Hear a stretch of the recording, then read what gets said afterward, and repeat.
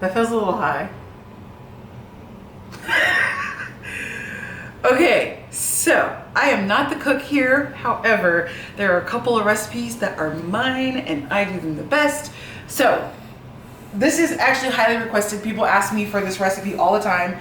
And the truth is, there is no recipe. But I make it the same way every time. So I guess there is a recipe, it's just not written down. So we're gonna make my buffalo chicken dip in the crock pot. And obviously you can do this with chips for the dip, but as low carbers, we just cut up celery. So the first thing is some chicken breast, and I usually get them at Costco, and I use 2 of those gigantic ones. Because this is the crock pot, I start with frozen chicken breast, but you can use fresh I guess unfrozen if you want to. You mean thawed? Well, but if it was never frozen, it's not thawed. Okay. So, and it's, you can use unthawed chicken if you want to. It will just take less time to cook that way, which is totally fine. I am going to stir this up really quick. What is this? This is Frank's Red Hot Buffalo Sauce. Why is it in a mason jar instead of the Frank Hot sauce? Because we buy it in a giant bottle, like restaurant size, and I don't exactly know what happened last time. I feel like there's a James story in here as to why it's not still in the bottle and why it's in a mason jar instead. But Well, actually, there's a clear story. I was hoping you would tell it for the camera, but what is the story? I don't know. essentially, the bottle, once you open it, has to be refrigerated. Yeah. And the bottle we got from Costco was huge and would not fit in our refrigerator. So I broke it down to several mason jars instead. It used to always fit before. We didn't always go to Costco once a month. Yes, we did, though. Anyway. So James did something, and then it had to be put into mason jars instead. So is that 1 cup? So it's just 1 cup of Frank's Red Hot Buffalo Sauce. 1 full cup or 1 half full It's cup? 1 full cup. Don't get started. And 1 package of Philadelphia cream cheese. And you're literally just going to put all of this stuff in here. Like there's no...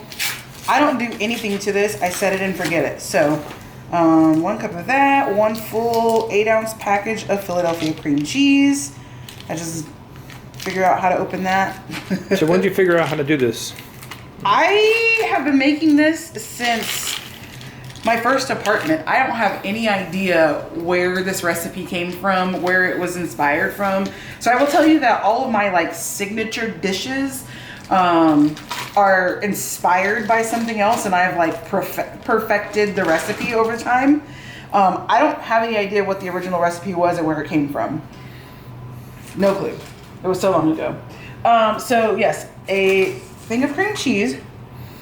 1 cup of hot sauce, 1 thing of cream cheese, or buffalo sauce, I should say. Mm-hmm. And what is that? this is, how many ounces is this? This is 4 ounces of crumbled blue cheese.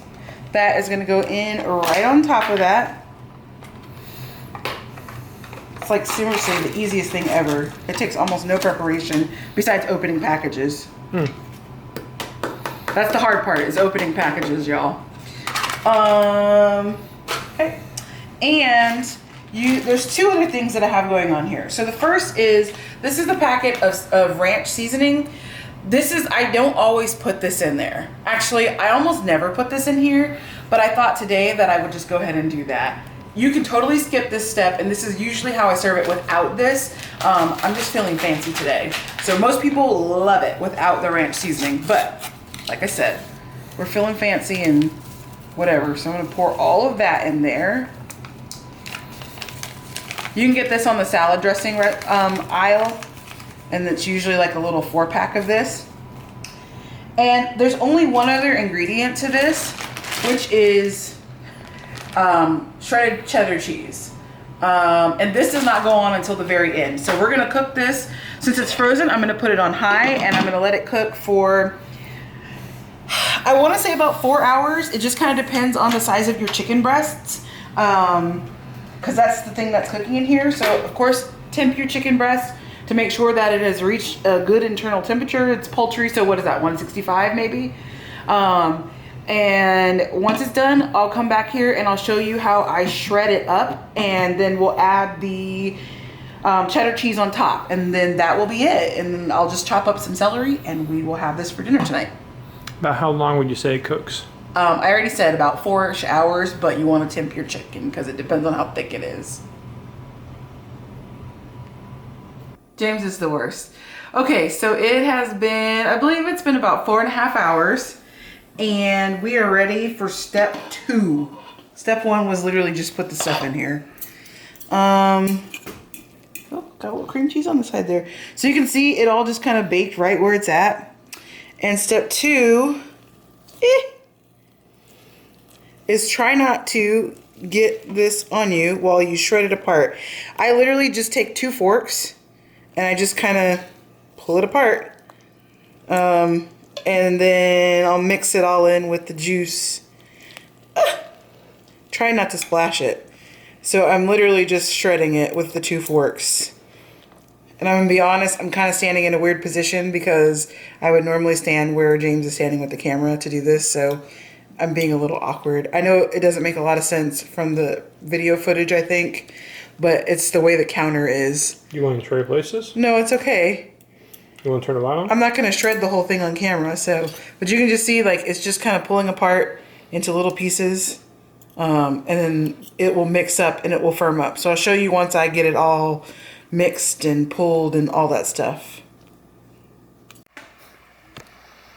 Okay, so for the very last part, now that I've shredded it, we're gonna add cheese. And I think I showed you a different cheese earlier, but I have the thick cut cheese, which to me just tastes way better. It's just cheese, but whatever. So we're just going to sprinkle this cheddar cheese over the top. I left the forks in there, whoops. And I pretty much would say that it is ready to go, but generally speaking, I will sprinkle that over the top, and then we'll come back in about 2 or 3 minutes once it's melted a little bit, just to get that ooey gooey when you like pull it up. So that is the buffalo chicken dip.